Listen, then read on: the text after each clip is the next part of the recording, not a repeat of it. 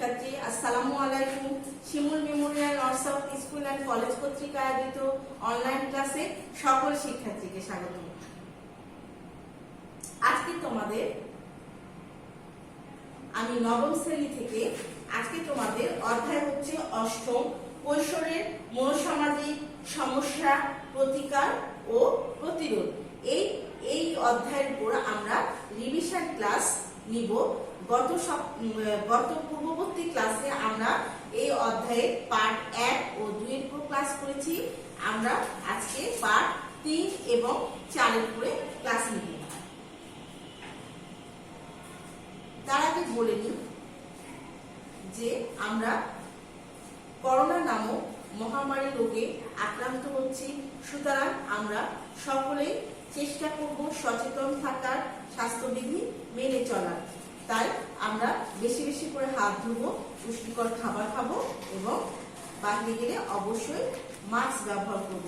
উপস্থাপনায় আছি আমি আফরোজা বেগম রায়না, সহকারী শিক্ষক, গার্হস্থ্য বিজ্ঞান, Shimul memorial north south school and college, Rajshahi. এবার দেখো যে শিক্ষণ ফলের মাধ্যমে আমরা অধ্যায়ের মূল বিষয়টা জেনে নিই। দেখো এখানে কি লেখা আছে যে হতাশা ও বিষণ্ণতা সম্বন্ধে জানতে পারবে। আজকে হতাশা ও বিষণ্ণতা কি সেটা আমরা জানবো। হতাশা ও বিষণ্ণতার কারণ কি এবং এর প্রতিকার সম্বন্ধে ধারণা পাবে। মানসিক চাপ সম্বন্ধে ধারণা পাবে। মানসিক চাপ কিভাবে কমানো যায় সেটা যে একটা উপায় রয়েছে, সেই উপায়টা আমরা আজকে এই পাঠের মাধ্যমে জেনে নেব। চলে আসি আলোচ্য বিষয়ে। সবাই আলোচ্য বিষয় খাতায় তুলে নেবে। দেখো আলোচ্য বিষয় কি রয়েছে, যে প্রথমে দিয়েছি যে হতাশা ও বিষণ্ণতা। হতাশা ও বিষণ্ণতার কারণ, হতাশা ও বিষণ্ণতার গুরুতর লক্ষণ। এই লক্ষণগুলো আমরা আজকে জেনে নিব। মানসিক চাপ কি এবং এই মানসিক চাপের যে প্রকারভেদ রয়েছে সেটা আমরা জেনে নিব। মানসিক চাপের কারণ আমরা জানবো এবং মানসিক চাপ থেকে নিজেকে কিভাবে রক্ষা করা যায় সেটা সম্বন্ধেও আজকে জেনে নেব। আশা করি তোমরা সকলে আলোচ্য বিষয়টা খাতায় তুলে নিয়েছো। এবার দেখো যে হতাশা ও বিষণ্ণতা কি, যেটা আমি পূর্বেই বললাম তোমাদেরকে। আমরা একটু পড়ি যে আমাদের দৈনন্দিন জীবনে নানা ঘটনায় কি হয়, মন খারাপ হওয়া, কাজ করতে ইচ্ছা না করা খুবই স্বাভাবিক। আমরা সবাই জানি যে আমাদের মনের ভেতর যে একটা ফিলিংস বা অনুভব কাজ করে, সেটা হয়তো সবাই করে। এটা হচ্ছে কোনো সময় আমাদের মনটা খারাপ হয়ে যায় এবং কাজ ইচ্ছে না করারও ইচ্ছে হয়, এটাই স্বাভাবিক। যখন এরকম মনের অবস্থা কয়েক সপ্তাহ ধরে চলতে থাকে, তখন সেটা কি হয়ে যায়, দুশ্চিন্তার বিষয় হয়ে দাঁড়ায়। আমরা এই বিষয়টা খেয়াল রাখবো। এর ফলে স্বাভাবিক কাজে আগ্রহ থাকে না। আমরা যে স্বাভাবিক কাজটি করি সেটাতেও আমাদের আগ্রহ নষ্ট হয়ে যায় এবং আমরা কি করি, হতাশায় ভুগতে থাকি। আর এই সময় খাবারে, এই হতাশায় ভোগার সময় আমাদের কি হয়, খাবারে অনীহা, ঘুমের ব্যাঘাত ইত্যাদি ধরনের কি হয়, শারীরিক উপসর্গ দেখা দেয়। এবার দেখো বিষণ্ণতার গুরুত্বপূর্ণ লক্ষণ।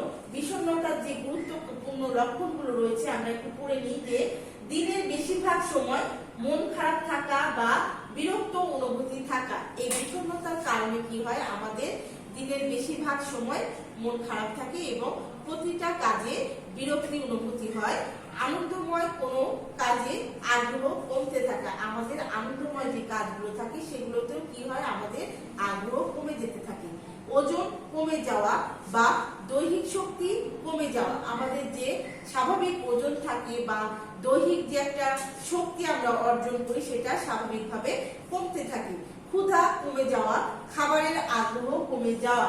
এই বিষণ্ণতার কারণে আমাদের কি হয়, ক্ষুধা কমে যায় এবং খাবারের আগ্রহটা অনেকটাই কমে যায়। মনোযোগের অভাব, উদ্বেগ বেশি হলে কোনো কিছু মনে রাখতে না পারা, আমাদের এক্ষেত্রে কি হয়, মনোযোগের অভাবের কারণে আমরা অনেক কিছুই ভুলতে শুরু করি এবং কোনো কিছু মনে রাখতে পারি না। নিজের ক্ষতিকর চিন্তা করা, আত্মহত্যার পরিকল্পনা করা।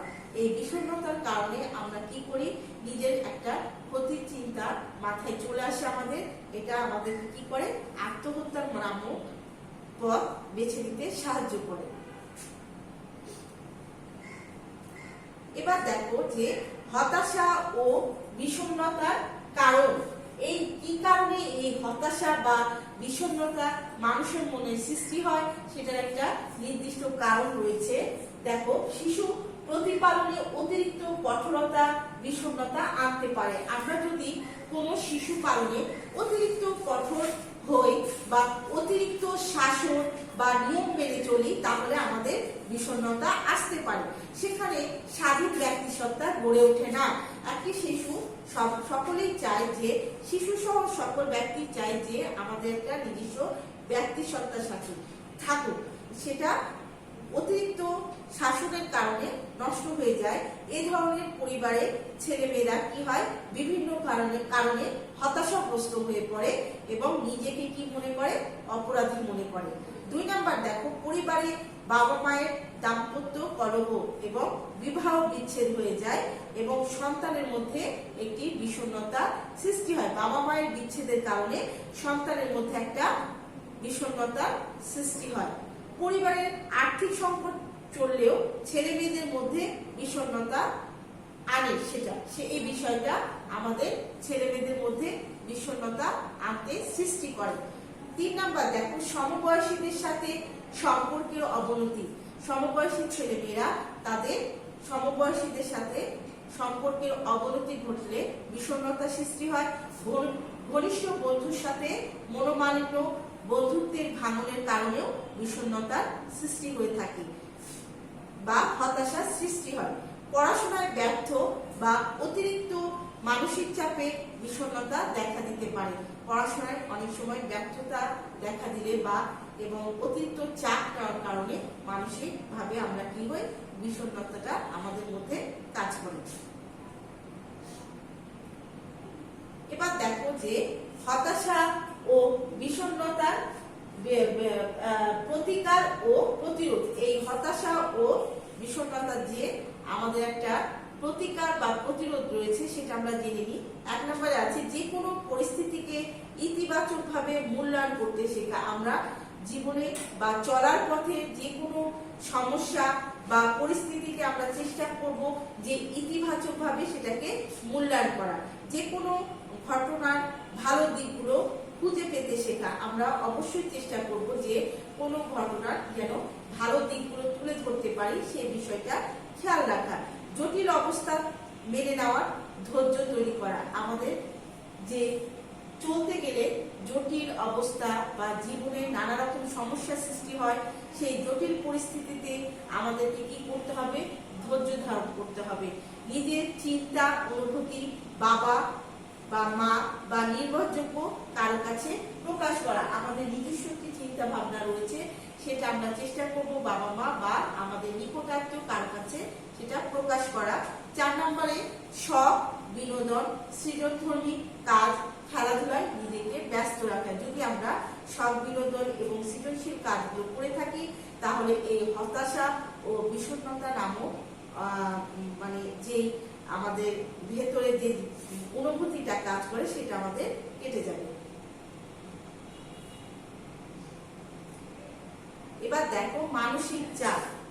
এখানে দেখো মানসিক চাপ কাকে বলে, লেখা হয়েছে যে সাধারণত মনের কষ্ট থেকেই সৃষ্টি হয় মানসিক চাপ।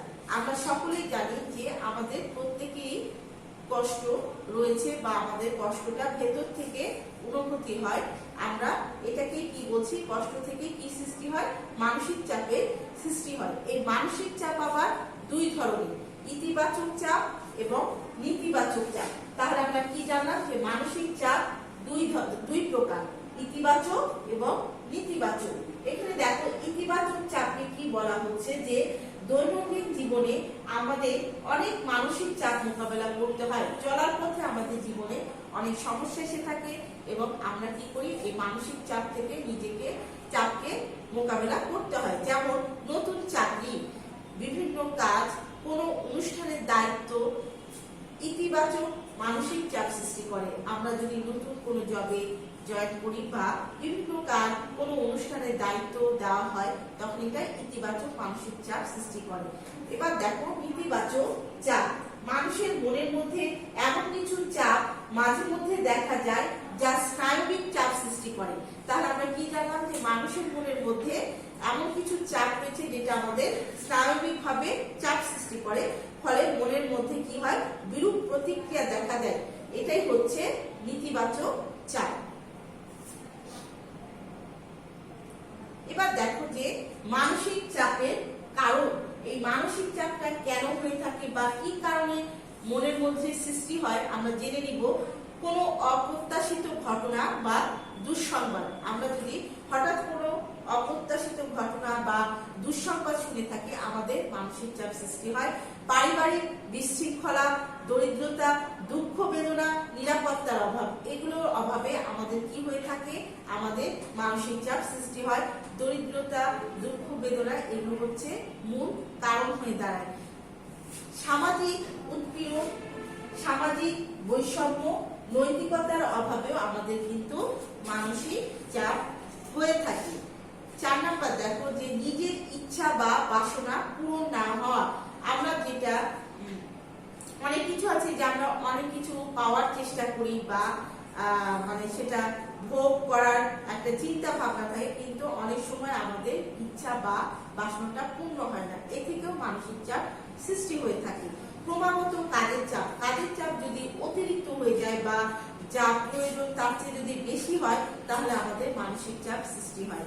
পরীক্ষার সময় পর্যাপ্ত প্রস্তুতি না থাকা।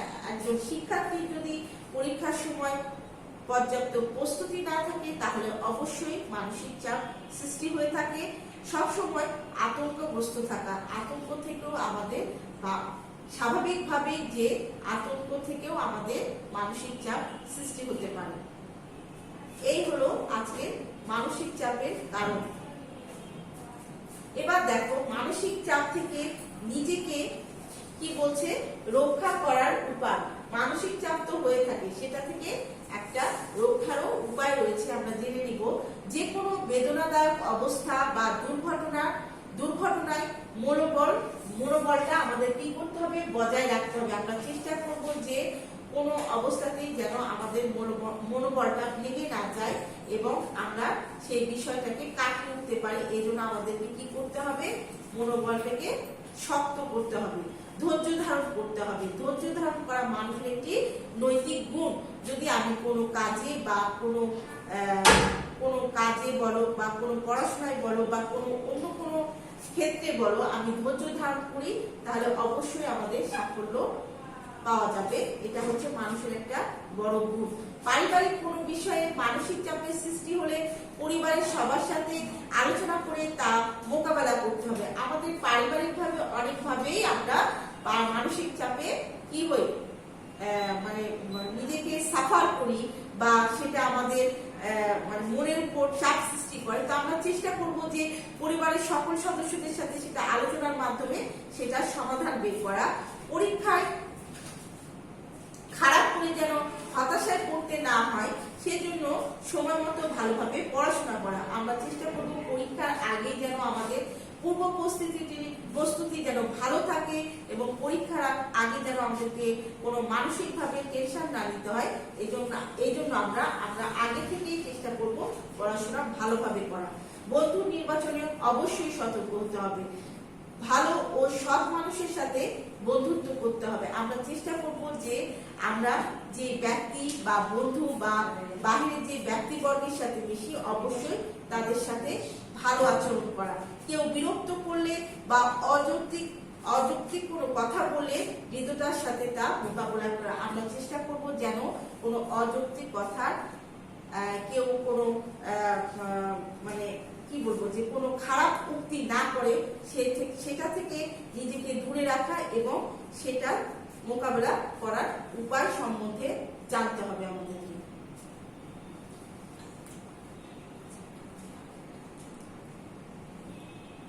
এই হলো আজকে তোমাদের ক্লাস। এখন তো এই ছিল তোমাদের আজকের ক্লাস পার্ট 3 এবং 4 এর উপরে। এখন চলে আসি মূল্যায়ন পর্বে। তোমাদেরকে এখানে 4টা কোশ্চেন দেওয়া হয়েছে, খেয়াল করো যে আমরা মূল্যায়নের প্রশ্নগুলো অবশ্যই খাতায় তুলে নিব। দেখো, বিষণ্ণতায় আক্রান্ত ছেলেমেয়েরা নিজেদেরকে কি মনে করে, তাহলে আমরা জেনে নিই যে বিষণ্ণতায় আক্রান্ত ছেলেমেয়েরা নিজেদেরকে খুব একা এবং অসহায় মনে করে। কৈশোরে মনোসামাজিক সমস্যা কয় ধরনের ও কি কি, তাহলে আমরা জেনে নিই যে কৈশোরে মনোসামাজিক সমস্যা 2 ধরনের, অন্তর্মুখী সমস্যা এবং বহুমুখী সমস্যা। 3 নাম্বার, কোন ধরনের শিশুরা মাদকাসক্ত হয়ে পড়ে, তাহলে আমরা জেনে নিই যে হতাশাগ্রস্ত ও পারিবারিক সমস্যায় জর্জরিত শিশুরা মাদকাসক্ত হয়ে পড়ে। 4 নাম্বার আছে যে কি অপরাধ প্রমাণিত হলে শাস্তির ব্যবস্থা থাকে না, তাহলে আমরা জেনে নিব যে কিশোর অপরাধ প্রমাণিত হলে কোনো শাস্তির ব্যবস্থা থাকে না। এই মূল্যায়নের প্রশ্নগুলো আমরা বাসায় বেশি বেশি করে চর্চা করব টপ প্লেসের জন্য। তোমাদের নেক্সট ডে পড়া দেওয়া আছে রিভিশন টপ প্লেস অধ্যায় 8। এটা আমরা বাসায় বেশি বেশি করে চর্চা করব যেন আমরা টপ প্লেসটা ভালো মতো দিতে পারি। এই ছিল তোমাদের আজকের ক্লাস। পরবর্তী ক্লাসে আমন্ত্রণ জানিয়ে এখানে শেষ করছি। সকলকে ধন্যবাদ।